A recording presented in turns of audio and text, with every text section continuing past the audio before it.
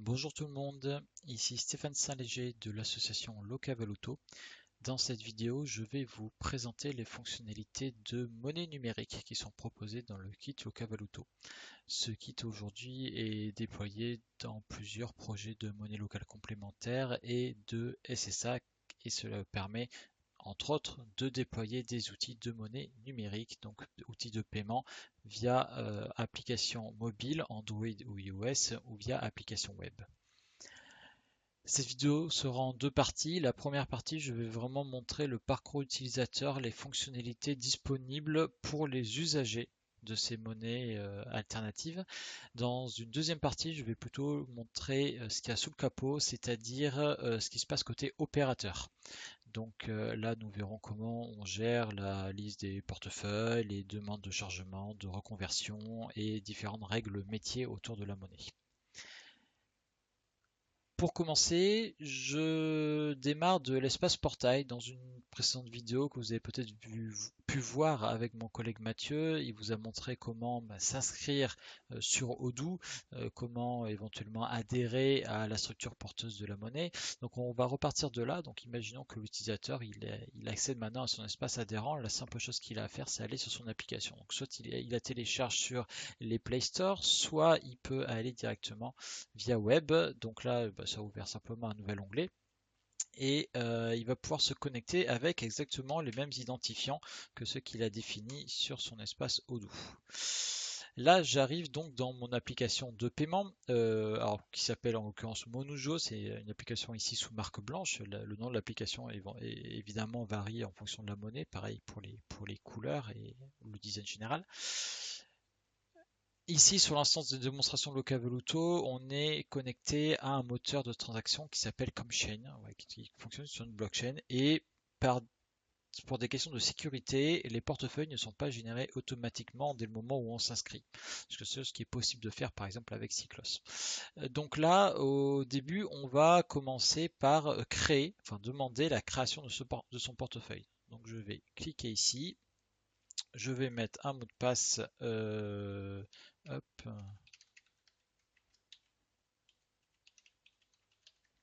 Normalement, ah bah dommage, j'ai fait une erreur. Hop.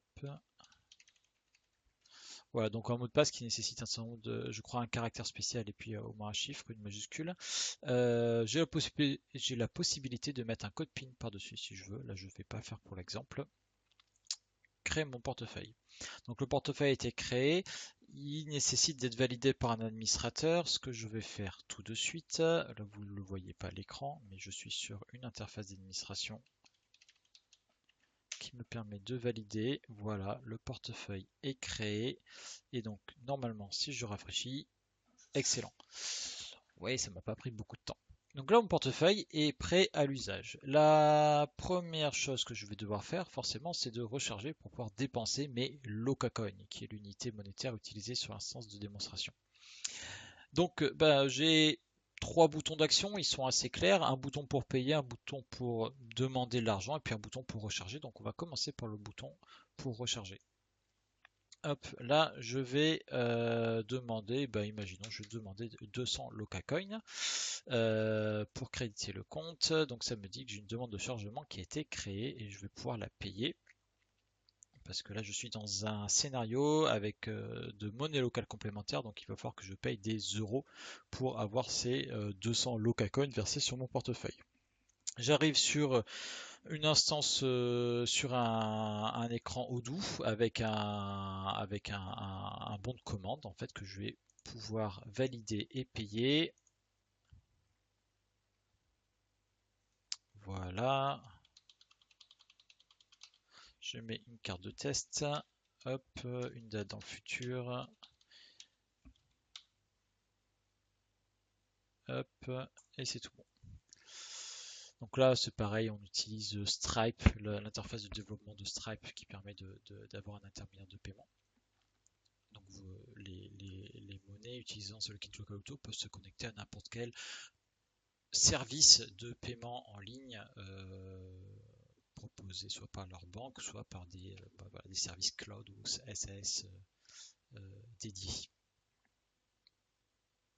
Alors ça prend un petit peu de temps. c'est normal. Il y a deux raisons à ça. D'une part, il y a du temps côté Stripe, et puis on est sur un serveur de démonstration qui n'est pas très très rapide. Donc on devrait y arriver. Voilà. Donc là c'est bon. Les 200 € ont été payés. Et si je retourne sur mon application, hop, voilà. Ça a été immédiat. Les 200 Loca Coins sont versés sur mon portefeuille.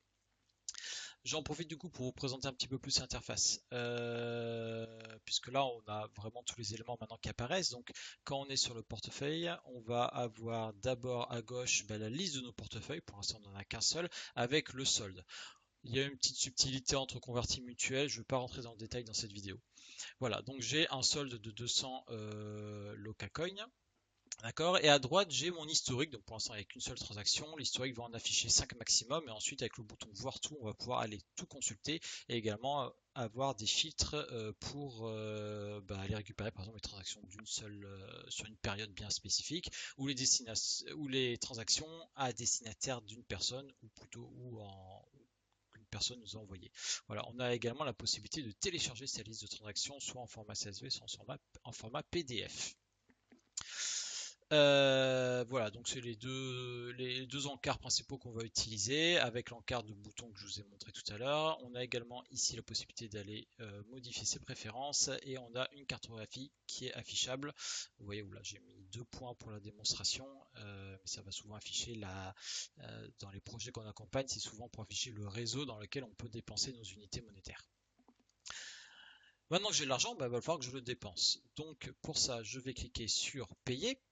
Et je vais pouvoir aller chercher des destinataires. Donc là, je peux, voilà, si je vais commencer à taper, et puis je vais voir plusieurs propositions. Vous constaterez que qu'on a des fonctionnalités de favoris. Donc c'est-à-dire que si je ne tape rien, j'ai déjà mes favoris qui sont affichés par défaut. Voilà. Et si je commence à taper, alors à ce moment-là, on fait une recherche sur l'annuaire des possesseurs de portefeuille, et on va pouvoir aller trouver la structure destinataire du paiement. Voilà, donc là ça va être simple, je veux lui envoyer 5 local coins pour la démo. Hop, je peux mettre un petit message si j'ai envie, et j'envoie. Le message est optionnel. Là je vais mettre le mot de passe que j'ai défini tout à l'heure, rappelez-vous. Hop. Alors, si j'avais mis un code PIN, c'était juste le code PIN que j'avais à rentrer, hein, ce qui est beaucoup plus simple, notamment quand on est sur téléphone. Et là, j'ai une confirmation de paiement que je peux éventuellement montrer au destinataire du paiement, notamment si je suis dans un commerce. Voilà. Et alors cela, ça prouve que le paiement a bien été envoyé.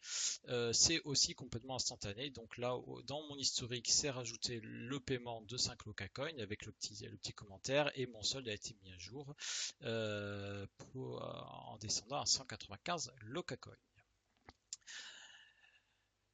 On a presque fait le tour. Qu'est-ce que je peux vous raconter rapidement? Eh bien, on peut, pour générer un paiement, si on peut quand même également scanner un QR code. Alors là, sur ce navigateur, je ne sais pas ce que ça va me donner, ou ça va me demander des autorisations, donc je ne vais pas le mettre.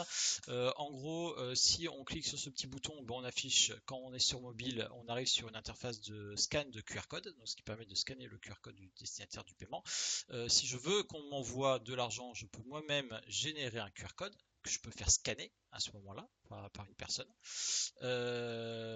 Voilà, et si l'option recevoir, ça va permettre en fait de dire j'aimerais bien recevoir par exemple 15 Locacoin, 158, pourquoi pas, allez, 158, et ça génère un QR code qui qui contient directement le destinataire du paiement et le montant, et donc la personne a juste à scanner le QR code pour initier le montant et valider, tout simplement. À ce moment-là, la transaction est réalisée. La dernière étape que je voulais montrer, c'est la reconversion. Donc imaginons que je suis un professionnel et que je veux reconvertir une partie de mes Locacoin. À ce moment-là, je vais sur les 3 petits points, je clique sur reconversion, et je vais dire je veux reconvertir 50 Locacoin. Et voilà, c'est fait. Reconversion envoyée. Donc là, qu'est-ce qui s'est passé? Il y a 50 Hop, voilà, 50 Locacoin qui ont été retirés de mon solde, d'accord, qui ont été renvoyés vers l'association, et ma transaction est rentrée dans un processus de reconversion. Je vais vous montrer le détail de ce processus plus tard quand on passera à la partie opérateur. En tout cas, moi, j'ai un suivi de ma demande de reconversion avec des statuts qui vont évoluer au fur et à mesure que ma demande avancera. Côté utilisateur, j'ai tout montré. Voilà, pour l'instant, c'est pas plus compliqué que ça. Maintenant, on va passer à la partie opérateur, c'est-à-dire comment se gère la monnaie numérique. Donc, hop, je passe en plein écran. Donc, je suis sur le Odoo de ma monnaie et je vais pouvoir aller dans le module monnaie numérique. Donc, c'est à partir de là que tout va se faire. La première étape, la première chose que l'on voit, c'est la liste de tous mes portefeuilles. Donc là, je vais avoir les portefeuilles de tous les usagers de ma monnaie. C'est surtout des informations techniques qu'on va trouver dedans. Voilà, si je vais, par exemple, sur le portefeuille que j'utilise à l'instant, vous voyez, c'est des codes, c'est des données JSON, etc. Il y a une petite information métier en bas concernant la reconversion et les chargements. Mais globalement, c'est quelque chose qui est assez technique. Là où on va rentrer dans la partie vraiment fonctionnelle, c'est lorsqu'on va aller regarder par exemple les demandes de chargement. Donc vous vous rappelez tout à l'heure, j'ai fait une demande de chargement de 200 Locacoin. Et bien cette demande, elle est ici. Donc depuis Odoo, on peut suivre toutes les demandes de chargement qui sont réalisées sur ma monnaie. Et donc forcément, je peux derrière en faire des statistiques, des analyses, etc. Qu'est-ce qu'on a sur une demande de chargement? On va avoir évidemment la personne qui a demandé, le portefeuille qui est concerné, la monnaie en question, le montant, la date. Le demandeur, parce que dans certains cas, c'est pas forcément l'utilisateur qui demande un chargement, ça peut être des chargements automatiques via des contrats, on va en parler juste après. Ça peut être par exemple une entreprise qui va aller faire des chargements pour payer des salaires, par exemple, ou autre chose, ou faire des bons cadeaux. On peut imaginer plein de scénarios comme ça. Voilà. Donc le demandeur peut un peu varier. Ce qu'il faut noter, c'est surtout que ma demande de chargement est liée à la facture de paiement d'euros, d'accord, également au bon de commande qu'on a vu tout à l'heure sur le Odoo. Et on a également un petit message qui donne le numéro de la transaction pour bien valider qu'elle a été faite. On a également un état ici, donc elle est ouverte, elle est en attente, elle est en erreur, ça arrive de plus en plus rarement, mais ça arrive encore un petit peu de temps en temps, et puis terminé. Euh, Qu'est-ce que je peux raconter de plus sur les demandes de chargement? On peut automatiser leur génération. C'est-à-dire que là, moi, je l'ai généré de manière manuelle depuis mon application de paiement. Cela dit, on a beaucoup de monnaies ou de SSA qui vont faire des chargements mensuels, par exemple. Et à ce moment-là, l'idée, c'est que l'utilisateur n'a absolument pas besoin de faire une manipulation sur son application. Tout se joue dans les contrats. Alors les contrats, ça va être ici. Hop, client et contrat. Et donc là, en fait, on va pouvoir générer des contrats. Par exemple, voilà, on va prendre celui-là. J'ai un contrat et ces contrats dans Odoo vont permettre de créer de manière, mensuelle à une certaine avec une certaine périodicité, une certaine fréquence. Donc là, par exemple, c'est tous les mois, une demande de chargement d'un montant qu'on décide. Voilà. Donc là, par exemple, c'est juste une demande de chargement de 1 euro qui est générée tous les mois pour l'utilisateur Jean Gary, tout simplement.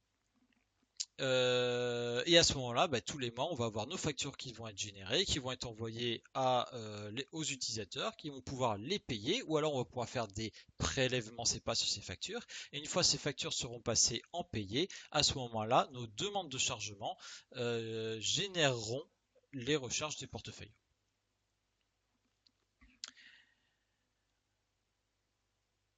Il me reste à vous montrer les gestions des reconversions. Alors, les reconversions, ça se passe ici. Alors vous voyez que là pour l'instant j'ai une reconversion et je n'ai pas celle que j'ai demandé. Alors pourquoi je n'ai pas celle que j'ai demandé? C'est parce que il y a en fait un petit logiciel un petit bout de code qui va tourner régulièrement pour, hop là, j'aurais dû me le mettre dans un écran à côté. Je vais le lancer manuellement. Il y a un petit bout de code qui tourne toutes les 15 minutes qui va en fait aller récupérer les demandes de reconversion. Donc je vais le faire tourner manuellement. Ça, normalement, c'est quelque chose que les opérateurs n'ont pas besoin de faire. Voilà, mais là, pour la vidéo, je vais le faire moi-même. Voilà. Donc, juste vous constaterez que pour l'instant, si je reviens sur ma reconversion, elle est en envoyé, en statut. D'accord? Je lance ici le petit script de récupération des demandes de reconversion. Donc ça, je rappelle que c'est une opération qui n'est pas nécessaire pour les opérateurs. C'est juste une tâche qui va tourner toutes les 15 minutes. On peut raccourcir la fréquence si on veut. Voilà.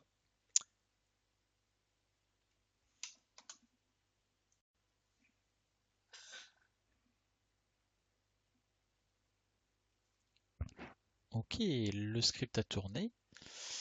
Et normalement, maintenant, si je retourne sur mes reconversions, je rappelle que ça c'est une manip qui n'a pas besoin de faire tout manuel, et ben je vois bien ma reconversion qui a été créée ici, où je vais trouver différentes informations, donc l'expéditeur de la reconversion, le montant, l'eurodatage, le numéro de la transaction qui a été effectuée, et également une règle de commission. Je vais revenir là-dessus juste après. Si je retourne sur mon application, qu'est-ce que je vois ici? Que le statut il a évolué. C'est que là, la personne elle voit que l'information comme quoi la reconversion a été reçue par l'association. Donc, maintenant, qu'est-ce qui se passe? Eh bien, j'ai une facture de reconversion, donc il va être une facture qu'on va appeler fournisseur, qui va représenter une sortie d'euros de la monnaie, d'accord, avec le montant d'euros à envoyer à la personne, à rembourser à la personne à reconvertir. Et on a également une facture commission qui, elle, comptablement, est une facture au contraire de gain d'argent, puisque on va mettre une commission qui a été calculée à 2% sur cette reconversion. Donc là, on est plus sur une facture type facture client. Pour la démonstration, je vais simuler les paiements de ces factures. Hop, j'ai oublié ça. Voilà. Je vais simuler les paiements de ces factures afin d'aller un peu plus vite. Donc, enregistrer un. Alors, attendez, non, je ne vais pas encore enregistrer de paiement. Je vais valider les deux factures. Alors, ça, je le fais manuellement. C'est évidemment pas quelque chose qui se fait facture, reconversion par reconversion. Ça peut se faire en masse dans Odoo, hein, évidemment. Sinon, ça devient un peu compliqué. Voilà. Là, j'ai mes deux factures qui ont été validées. Donc, j'ai le statut qui a évolué aussi en facturé sur la demande de reconversion. Et j'ai la même chose sur mon interface de mon utilisateur où je vois que la reconversion a été faite. Maintenant, je vais simuler le paiement. Donc là, maintenant, l'opérateur de la monnaie, il va faire par exemple, il va envoyer par exemple un ordre de paiement à sa banque. Il fait ça en une fois pour toutes les reconversions qu'il va faire mensuellement, par exemple. Donc avec le rapprochement bancaire, tout ça est fait semi-automatiquement. Il n'y a évidemment pas besoin de le saisir facture par facture, je le rappelle. C'est juste pour la démonstration que je vous montre ça.